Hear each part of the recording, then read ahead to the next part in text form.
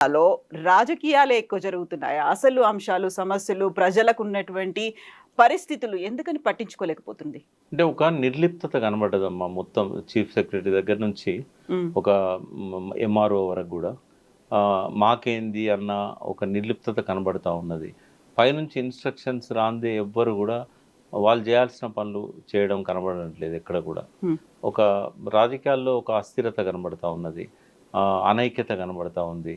వాళ్ళు మంచి మెజారిటీ వచ్చినా గూడా ఇంకా టీఆర్ఎస్ నుంచి ఓ 10 మంది ఎమ్మెల్యేలు జాయిన్ అయిన తర్వాత గూడా ఒక అభద్రతా భావం కనబడతా ఉన్నది. ఎవరి జాగ్రత్త కోసం వాళ్ళు ఆలోచిస్తున్నారు తప్ప, ప్రజల గురించి పట్టించుకోవట్లేదు. అడ్మినిస్ట్రేషన్ గురించి పూర్తిగా గాలికి వదిలేశారు. ఓ కంట్రోల్ అనేది లేకుండా పోయింది అడ్మినిస్ట్రేషన్ మీద.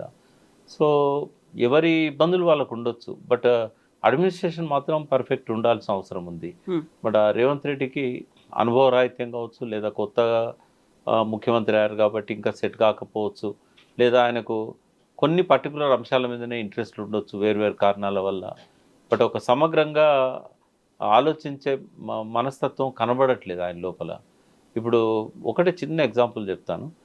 లాస్ట్ టైం కూడా వరదలొచ్చాయి ఖమ్మంలో. హ్మ్. టీఆర్ఎస్ గవర్నమెంట్ ఉన్న టైం లాస్ట్ ఇయర్. వచ్చినప్పుడు రాత్రికి వరంగల్‌లో రాత్రి కూడా వచ్చాయి. వరంగల్‌లో కూడా వచ్చాయి. అలర్ట్ చేశారు. పబ్లిక్‌ని అలర్ట్ చేశారు. మైకులు పెట్టి ఎవాక్యుయేట్ చేశారు.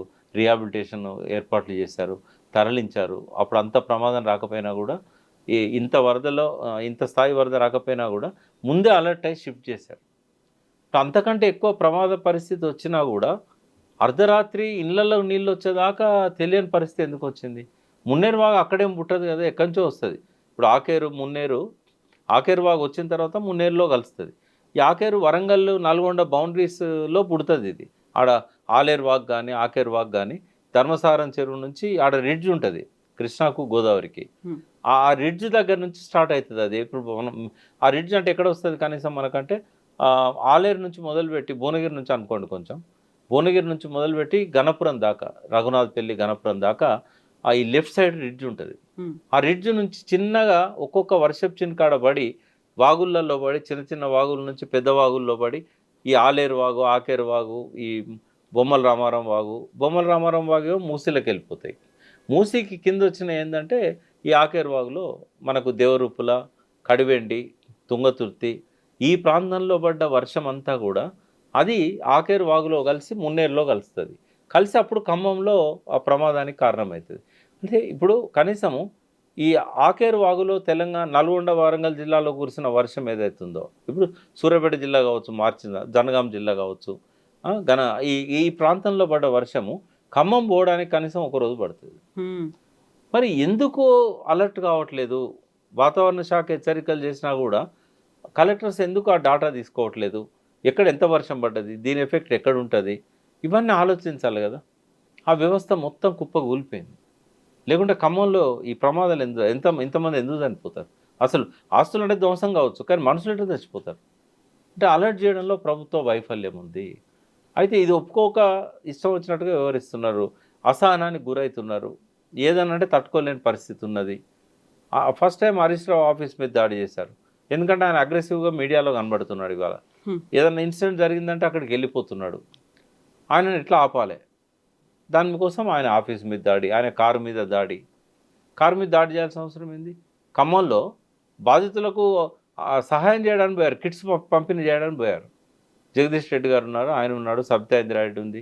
ఇటువంటి వాళ్ళందరి మీద దాడి చేయాల్సిన అవసరం ఏంది? కాంగ్రెస్ డైరెక్ట్ వాళ్ళ కార్ల అద్దాలు పగలగొట్టారు. అంటే చాలా అసహనానికి గురవుతున్నారు.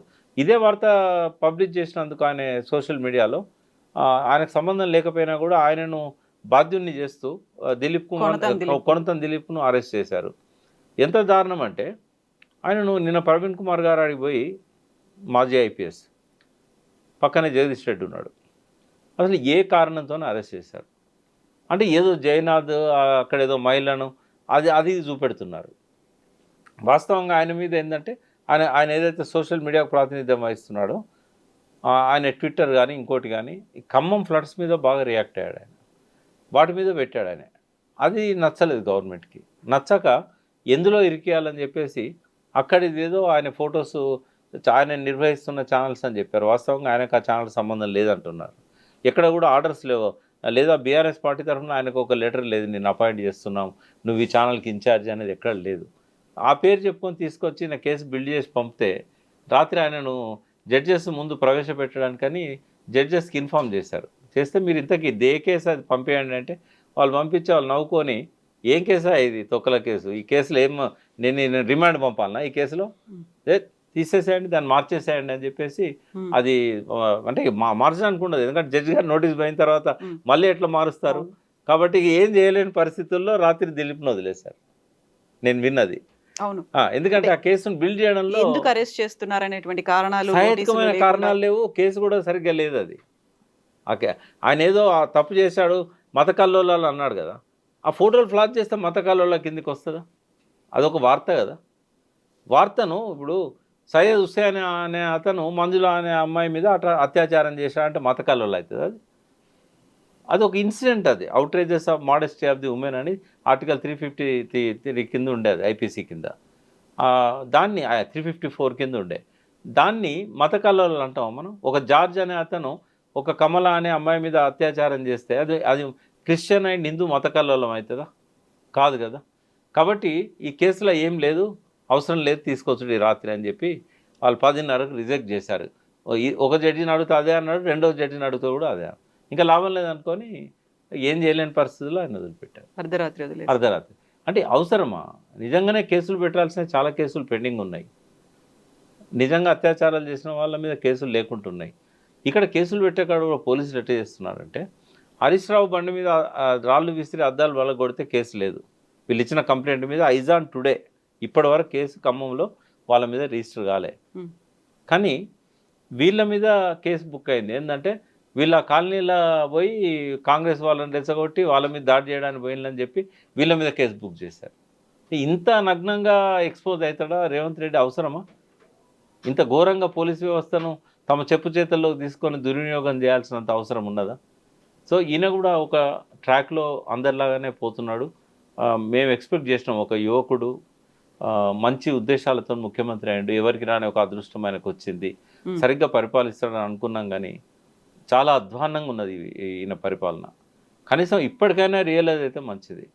ముందు తనని తను సర్దుకోలేని పరిస్థితుల్లో ఈ అసహనానికి గురై ఇటువంటి తప్పులన్నీ చేస్తున్నాడని అనిపిస్తున్నది. ఒక మంచి థింక్ ట్యాంక్ని వెనకాల పెట్టుకున్నట్టయితే ఈ పొరపాటు జరగవు. ఆయన ఆ పని చేయట్లేదు. ఆయన మాట్లాడే మాటల్లో కూడా ఇప్పటికీ ఏ రకమైన మార్పు రాలేదు. ఇప్పుడు మావో అనే నాయకుడు గొప్ప నాయకుడు ప్రపంచంలో.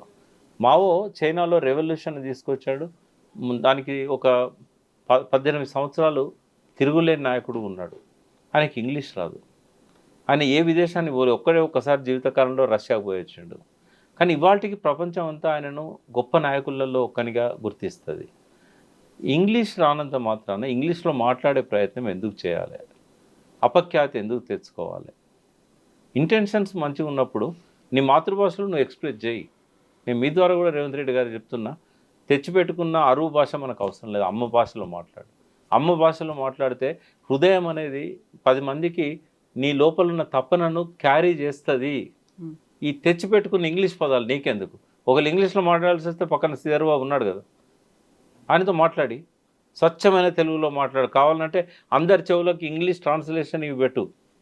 కానీ పొరపాటున కూడా నీకు స్పష్టంగా ఇతరులతో కంపేర్ చేస్తే వాళ్ళలాగా మాట్లాడే అవకాశం లేనప్పుడు ఈ సడన్గా ఏం చేస్తున్నారు, ఈయన వీడియోను కేటీఆర్ వీడియో పెడుతున్నారు. కేటీఆర్ అద్భుతమైన ఇంగ్లీష్ మాట్లాడతాడు, బట్ అవసరమా? ఇటువంటి ఎందుకు? చక్కటి తెలుగులో మాట్లాడు, తెలంగాణ భాషలో మాట్లాడు, గౌరవిస్తారు ప్రజలు. ఇంగ్లీష్ అవసరం ఉన్నట్టు ట్రాన్స్లేట్ చేసుకుంటాడు, లేకపోతే శ్రీధర్బాబు కవర్ చేసుకుంటాడు ఇంగ్లీష్లో. ఇదొకటి. రెండవది ఏంటంటే ఎలక్షన్లు అప్పుడే రాజకీయం చేయి, మిగతా మళ్ళీ ఎలక్షన్ల దాకా రాజకీయం అవసరం లేదు. కక్ష తీర్చుకునే పద్ధతి అస్సలే వద్దు, అది అవసరమా? తెలంగాణ కల్చర్లో కక్ష తీర్చుకునేది ఉండదు. ఏ రాజకీయ నాయకుడు కూడా గతంలో ఫ్యాక్షనిస్ట్ కాలే తెలంగాణలో.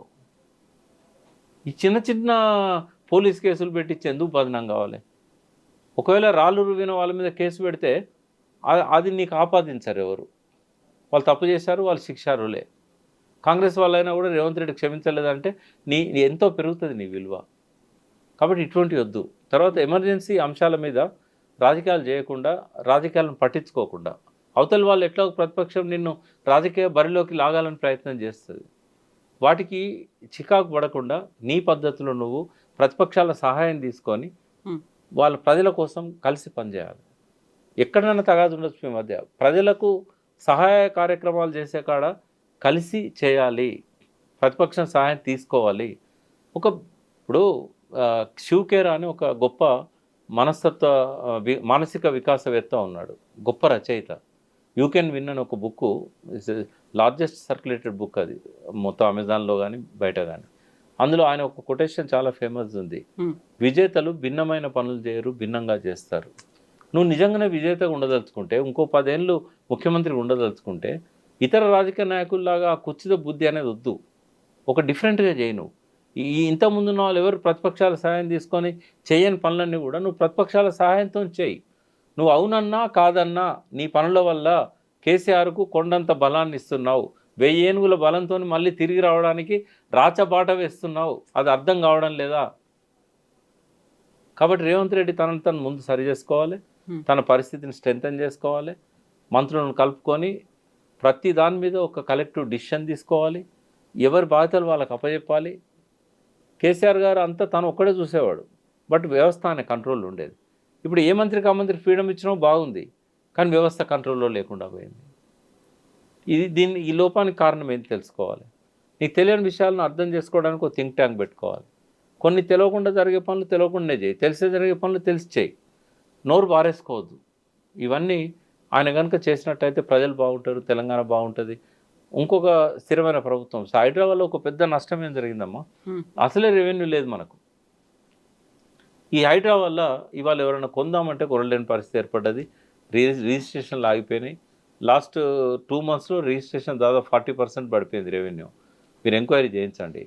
ఈ నెలలో అయితే 60-70% పడిపోతుంది. ఎందుకంటే అడ్డగోలుగా నోటీసులు ఇస్తున్నారు అపార్ట్మెంట్స్లలో ఉన్న వాళ్ళకు. వీటి తర్వాత ప్రచారం ఎక్కువవుతున్నది. ఈ ప్రచారం వల్ల కొనేటోళ్ళు కూడా ముందుకు వస్తలేరు. ఇప్పుడు ఫారిన్ ఇన్వెస్ట్మెంట్స్ ఎట్లా వస్తాయి? నిన్న ఏఐ ద్వారా నిన్న పెద్ద మెసేజ్ ఇచ్చినావు, మరి వాళ్ళు వచ్చి ఇక్కడ కొనాలంటే ఇటువంటి భయానక పరిస్థితుల్లో ఇంకోటి అసలే హైదరాబాద్ భూములన్నీ డిస్ప్యూటెడ్ భూములు, ముస్లింల భూములు, రికార్డులు లేవు సరిగా. ఉర్దూ రాని వాళ్ళంతా రికార్డులను తారుమారు చేశారు. విలేజ్లు కొత్తగా సృష్టించారు. రాయదుర్గం అనేది బై నంబర్ వేసి మొత్తం భూములకు 2వ విలేజ్ 2 భార్యల పేరు మీద రాసుకున్నాడు అప్పటి పట్వారిని పని చేశారు, కానీ రికార్డ్స్ను సరి చేయలేదు. 100 రిజిస్ట్రేషన్లు అయినాయి. 66/1, 66/2, 66/3.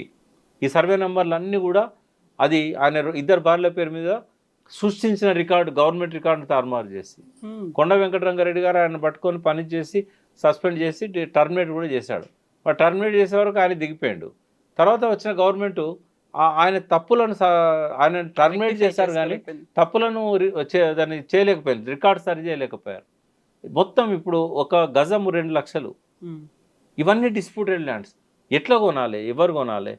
ముందు ఇవన్నీ పరిష్కరించిన తర్వాత ఈ హైడ్రా లాంటివి వస్తే అది వేరు. సడన్గా ఏం లేదు, అసలే రిజిస్ట్రేషన్లు పోయినాయి, అమరావతికి మొత్తం ఇన్వెస్టర్లు తరలిపోతున్నారు. ఈ సమయంలో ఈ హైడ్రాని తీసుకురావడం వల్ల గవర్నమెంట్ రెవెన్యూ అనేది నెలకు 1100-1200 యావరేజ్ కోట్లు, 1100-1200 కోట్ల యావరేజ్ రెవెన్యూ ఇవాళ అదేమైంది 600-700 కోట్లకు పడిపోయింది. అంటే ఇదే ప్రయాణం ఇంకా కొంత కొనసాగితే రేపు రిజిస్ట్రేషన్ ఆఫీసులన్నీ మూతపడే పరిస్థితి వస్తుంది. అంటే ఇవన్నీ చూడాలి కదమ్మా. ఒక పాలకుడు సర్వజ్ఞి కాకపోయినా కూడా ఏం జరుగుతుందో అర్థం చేసుకొని ఆ థింక్ ట్యాంక్తో కూర్చొని ఒక డిసిషన్ తీసుకోవాలి. ఇది మన సొంత వ్యవహారం కాదు కదా, ప్రజలకు సంబంధించిన వ్యవహారం కదా. మానవీయ కోణం అనేది ప్రజాస్వామ్యంలో అవసరం. ఏ విధానాన్ని అమలు చేయాలన్నా కేవలం రూల్సే కావు, మానవీయ కోణం కూడా అవసరం. ఆ మానవీయ కోణంతో పనిచేయాలని రేవంత్ రెడ్డి గారిని కోరుతూ. సో ఫోకస్ పెట్టాల్సిన అంశాలు చాలా ఉన్నాయి. సమస్యల పరిష్కారం కోసం కూడా టైంని కూడా కేటాయించాలి. ఇప్పుడు హైడ్రాలో ఇంకొక అంశం మనం మాట్లాడుకోవాలి. చాలా లేఅవుట్స్లలో రోడ్లు, పార్కులు, కమ్యూనిటీ సెంటర్స్, అంటే లేఅవుట్ చేసేటప్పుడే 45% ల్యాండ్, మొత్తం 4640 గజాలు ఉంటుంది కదా ఎకరం. అందులో ఒక 2600 గజాలకే మనకు కూడా పర్మిషన్ ఇస్తుంది, హెచ్ఎండిఏ పర్మిషన్ ఇస్తుంది. ఆ రిమైనింగ్ 45% ల్యాండ్ ఏదైతే ఉన్నదో ఇది కూడా ప్రొటెక్ట్ చేయాల్సింది హైడ్రానే, ఇప్పుడున్న జీవో ప్రకారం రంగనాథ్ గారే. వాటి మీద పడవాలి కదా, కేవలం ఎఫ్టీఎల్ అని చెప్పి గుడిసెలను కూల్చేసుడు కాకుండా ఒక్కొక్క లేఅవుట్ను మళ్ళీ సరి చేసుకొని ఆయన కావాలంటే ఓ 100 మంది రిటైర్డ్ ఆఫీసర్లను లేకుంటే డిప్యుటేషన్ మీదనో పెట్టుకొని ఎక్స్పర్ట్స్ రెవెన్యూ డిపార్ట్మెంట్ నుంచి, మున్సిపల్ డిపార్ట్మెంట్ నుంచి, ఇరిగేషన్ డిపార్ట్మెంట్ నుంచి, ఫారెస్ట్ డిపార్ట్మెంట్ నుంచి ఎక్కడెక్కడ కమ్యూనిటీ ప్లేసెస్ని ఆక్రమించారు.